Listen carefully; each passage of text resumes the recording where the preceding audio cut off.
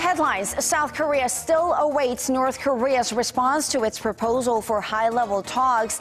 Attention now goes to another batch of anti-Pyongyang leaflets scheduled for this weekend. The ITU conference in Korea's Busan sets the stage for hyper-connected digital revolution on the back of commercialization of the fifth-generation mobile communication services. And leaders of Hong Kong's pro-democracy movement sit down for talks with government officials tonight.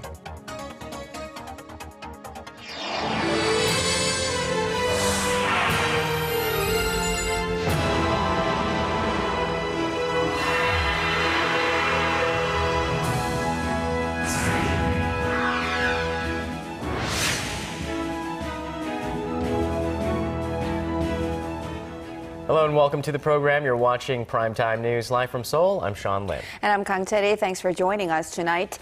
North Korea remains mum on whether it will participate in high-level inter-Korean talks offered by South Korea, proposed for October 30th. But they weren't completely silent.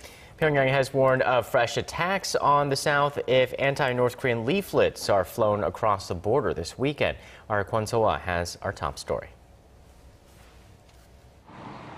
Still no word from Pyongyang. South Korea saw another day come and go on Tuesday, with no response from North Korea over its proposal to hold high-level political talks next Thursday.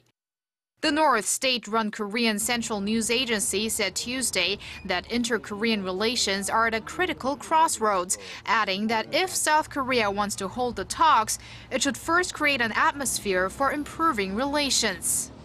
This comes a day after Pyongyang warned it would retaliate if Seoul continues with what it called provocations. North Korea was referring to an incident on Sunday when the two Koreas traded fire across their shared border. This after 10 North Korean soldiers were seen approaching the military demarcation line near the border city of Paju. Heightened military tensions have cast a dark cloud over prospects the talks will go ahead as planned. Experts believe North Korea's hostile behavior that follows a recent visit by a high-level North Korean delegation is a calculated move, and that the regime wants to put itself in a better position for talks. There is a high chance that North Korea will respond to South Korea's proposal for a second round of high-level talks after watching how the Park administration deals with the South Korean activists that plan to send anti-propaganda leaflets later this week. Sunday's shootout came a little over a week after North Korea fired at balloons carrying the leaflets. If talks resume, Pyongyang is expected to ask the South to lift sanctions, provide economic support, and take steps to stop South Korean activists from flying anti-Pyongyang leaflets across the border. Kwon Soa, Arirang News. It had been assumed that South Korean President Park Geun-hye will hold summit talks with Chinese President Xi Jinping at next month's APEC summit in Beijing. And today it was confirmed. Ji Myung-gil has more. Former top Chinese diplomat Tang Jia-xuan came to his meeting with President Park Geun-hye on Tuesday with a message from Chinese President Xi Jinping that summit talks will take place next month as widely expected. Tang said President Xi was looking forward to seeing President Park at November's APEC summit in Beijing, adding that President Park is highly revered in China, not just as a head of state, but also as a distinguished guest. President Park responded by thanking Tang for his deep interest in Korea-China relations, even after retiring as a diplomat in 2008. 퇴임하신 후에도 이렇게 한중 관계 발전을 위해서 이렇게 참 활발하게 활동하고 계신 게 참 저한테는 인상적입니다. It is not the first time that President Park met with Tang. She had talked with the former Chinese official on several occasions before becoming president to discuss issues mainly related to Pyongyang's nuclear program. President Park Geun-hye and I have met 7 times, both in Seoul and Beijing, including today's meeting. As for the upcoming Korea-China summit, it would come just 4 months after Chinese President Xi visited President Park in Seoul. That visit was seen as a snub to Pyongyang, since the Chinese leader decided to visit Seoul before North Korea. Kim Young-git, Arirang News. Japan's top security advisor Shotaro Yachi visiting South Korea called for efforts to improve bilateral ties ahead of next year's 50th anniversary of normalized diplomatic ties. But his Seoul counterpart Kim Kwon-jin used today's meeting as an opportunity to once again call on Japan to address its sexual enslavement of Korean women during World War II. And in his separate meeting with the Korean Foreign Minister Yoon Byung-se, Mr. Yachi said Korea's interests will be reflected in future changes to the Tokyo-Washington Defense Alliance. The U.S. and Japan are currently in talks to revise the guidelines which set the conditions for joint operations in defense of Japan and countries in the region, including Korea. Turning to domestic politics, representatives from Korea's ruling and opposition parties met this Tuesday for discussions on 3 bills related to April's ferry disaster. Ruling Saenuri Party floor leader Lee Wang-gu met with his counterpart from the New Politics Alliance for Democracy, Woo Yoon-gun, to go over their goal of passing the Seoul ferry legislation by the end of the month. In an attempt to prevent accidents like April's ferry sinking, the 3 bills aim to end corruption between companies and government officials. The two parties also launched a special task force that is working on the bills, which they aim to pass at an upcoming parliamentary session next Friday. Your gateway to the day's biggest stories in Korea and around the world. Breaking news, the hottest interviews, and a whole lot more. Join Arirang Sean Lim and Kang Chery from the heart of Seoul. Begins now. Primetime news, weeknights, live at 10 on Arirang TV.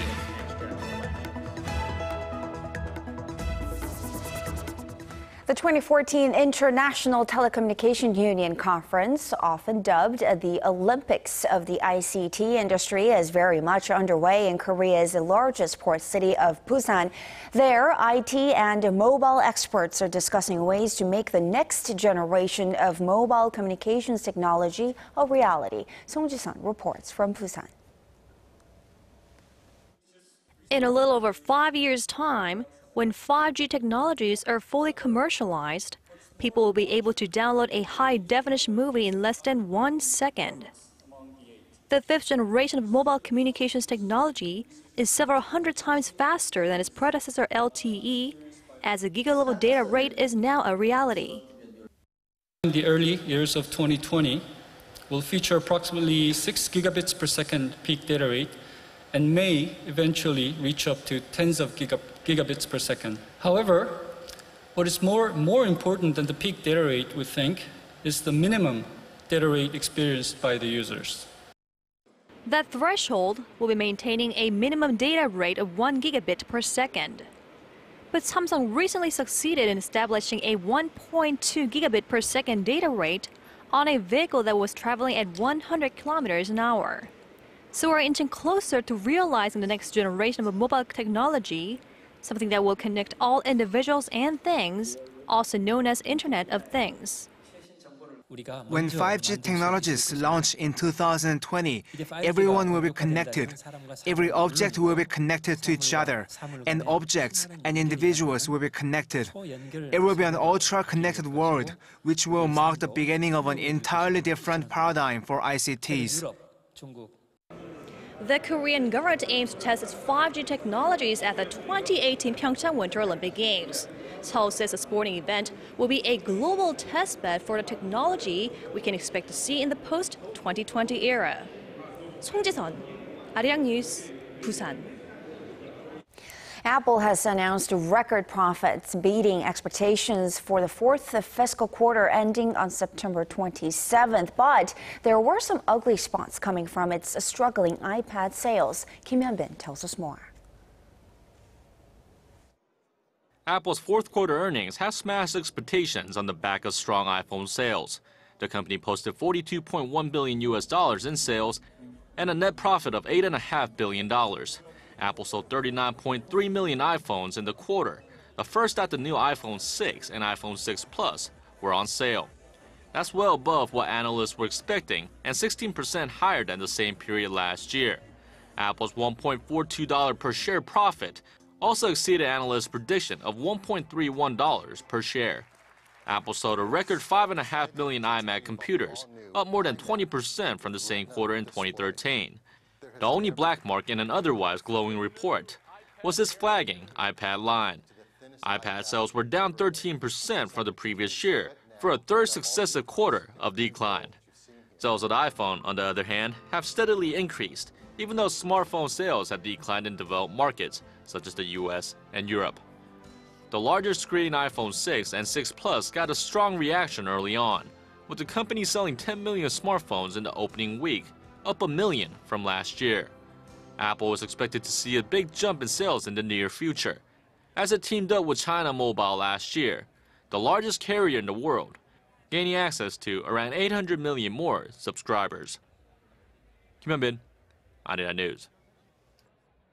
A slumping real estate market was mainly attributed to playing a key role in giving China its slowest GDP growth rate in 5 years in the third quarter. If the rate continues to slide, experts say the government may be forced to intervene. Connie Kim explains.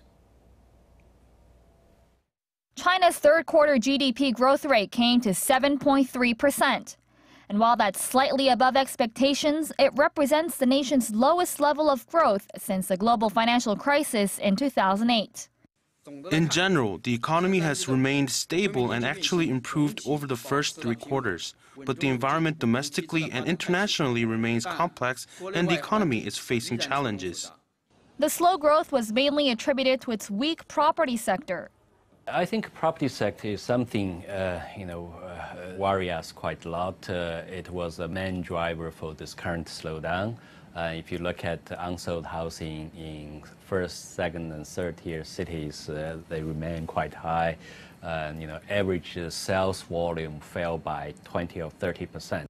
Property sales revenue dropped nearly 9% in the first 9 months of 2014 on year. Real estate investment climbed 12.5% during the same period, down from 13.2% recorded from January to August. Although exports, the main driver of industrial production, surged more than 15% in September on year, experts say the weak quarterly figures may indicate a weaker performance in the domestic economy. This in turn could dampen demand for Chinese equities, commodities, and currency. To counter, analysts say the Chinese government may be forced to cut its interest rate, especially if the quarterly growth rate slips below 7%. Connie Kim, Arirang News. A small Korean company caught the eye of the world's leading space agency for developing technology that could change the way astronauts work in zero gravity. Shin Se-min reports on its potential impact in outer space. A small company of 3 has the technology that NASA wants. Kwang Technomagnet, based in Gyeonggi-do Province, has recently completed work on the world's first permanent magnet controlling technique. The technique creates a strong magnet that draws objects weighing dozens of tons within just 0.3 seconds using only 10 amps. This is an original green technology that will help fuse dozens of tons of objects without the help of a current in less than a second. The company has already acquired 13 patents for the technique, and a global patent is pending. By adopting the technique, NASA thinks its astronauts will no longer have to dock a spacecraft manually, but will be able to do it automatically. The technique is also expected to solve the issue of bolt damage, with magnetic force diminishing the risk of explosion, and the Korean firm and NASA will soon conduct a verification test. The company was able to export the technique thanks to support from Gyeonggi-do Province through a program of the University of Texas. We educate domestic companies in collaboration with companies outside of Korea and eventually help the domestic companies enter the global market. 15 domestic SMEs have been selected for the program sponsored by Gyeonggi-do Province and the University of Texas, which has a budget of $1.4 million. The program has supported 81 companies over the past 6 years, generating over $41 million. Shin Se-min, Arirang News. Having a cup of coffee after a meal now comes naturally for many Koreans, with many willing to pay big bucks for premium quality. So it may come as no surprise that the nation's coffee imports are forecast to hit a record high this year. Data from the Korea Customs Service shows Korea's coffee imports during the first 9 months of the year came in at 99,000 tons, which is up 19% on year. That figure already surpassed the previous record for annual coffee imports set in 2011. Most coffee imports came from Vietnam, followed by Brazil, Colombia, and Honduras.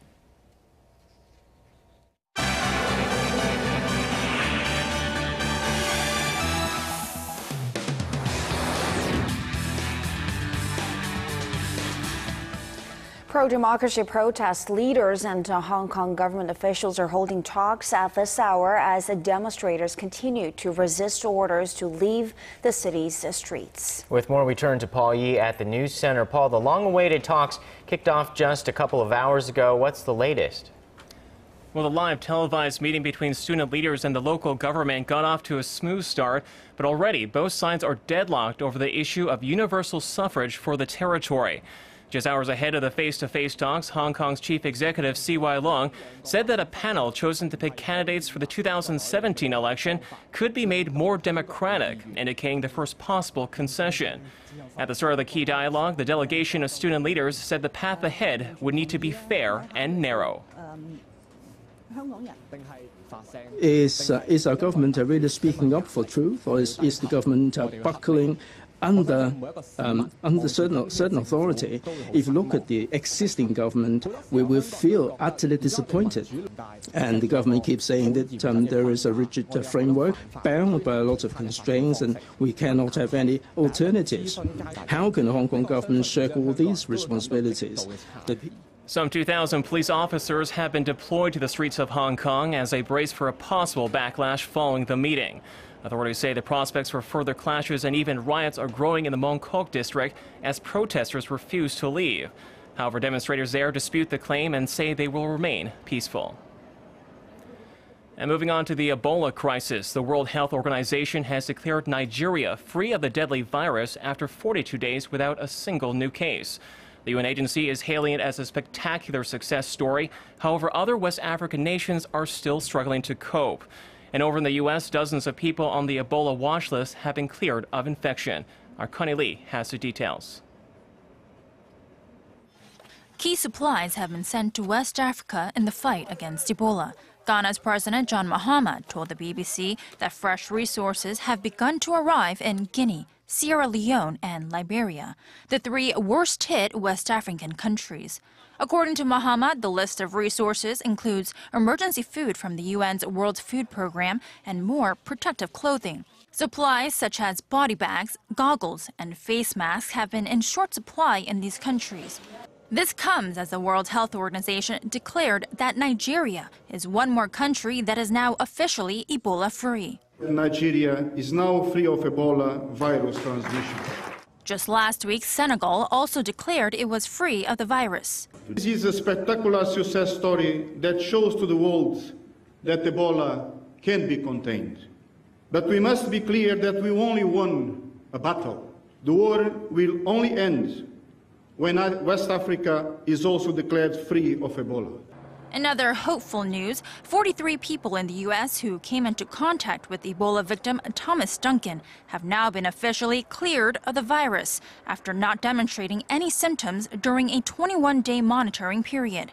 In Spain, a nurse who had contracted Ebola is also free of the virus.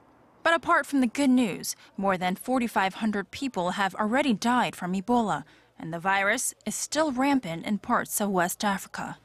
Connie Lee, Arirang News.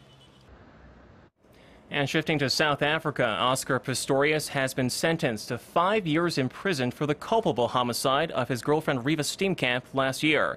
The defense called for community service and house arrest, citing what they described as Pistorius' vulnerable condition. Judge Thokozila Masipa rejected that suggestion as being too lenient. At the final hearing, the 27-year-old double amputee was asked to stand as a sentence was handed down. The following is what I consider to be a sentence that is fair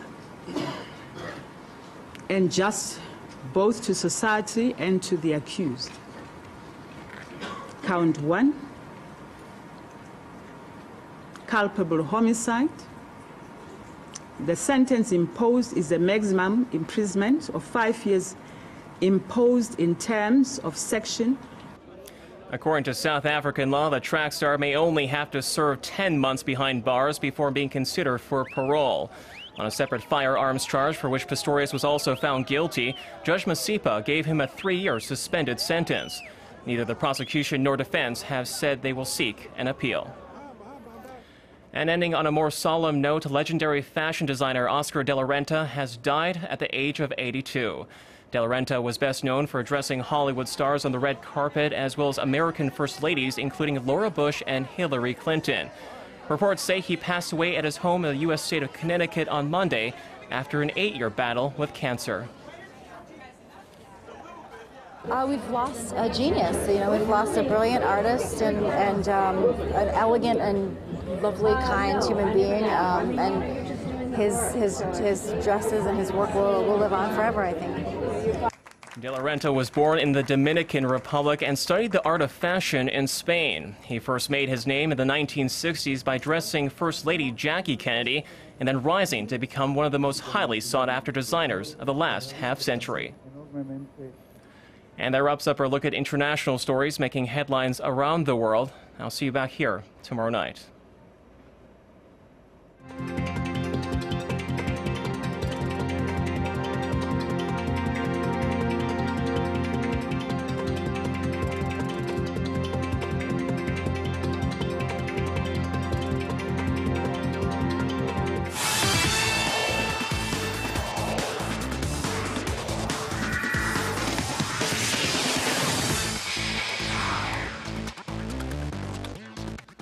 Hello and welcome. I'm Stephen Che with Tuesday's Sports Update.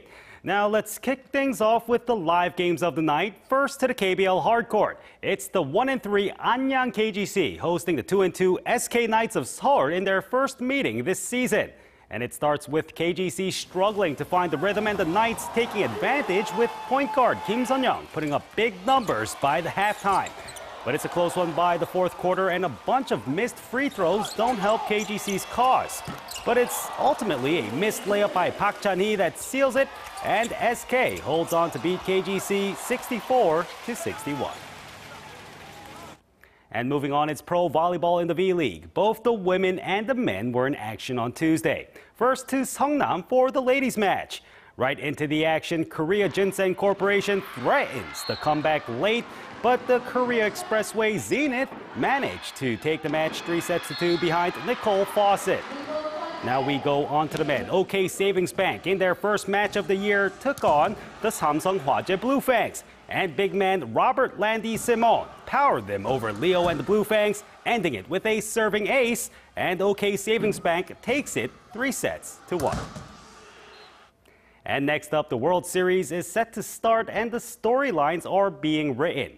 Will it be the small-town Kansas City Royals or the 2010 and 2012 champions San Francisco Giants? Now, looking at the history, the Giants are the favorites here, and they enter this one, and it's their third October Classic, rather, in 5 years, while the Royals are in after 29 years of postseason irrelevance.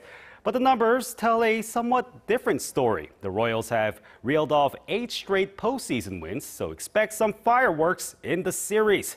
Game 1 of the World Series kicks off at 8 p.m. Eastern Time or 9 a.m. Wednesday here in Korea. And finally to golf, the world's top-ranked golfer Rory McIlroy is taking a short break to prepare a lawsuit against his former management agency. With a court-appointed mediation to settle their contract dispute failing over the weekend, McIlroy and Horizon Sports Management are headed to court likely in February. He'll be out of the European Tour's BMW Championship and a WGC event on the PGA Tour, but he's expected back by late November. And that's all I have for now. Your look at the weather is up next. Have a great evening.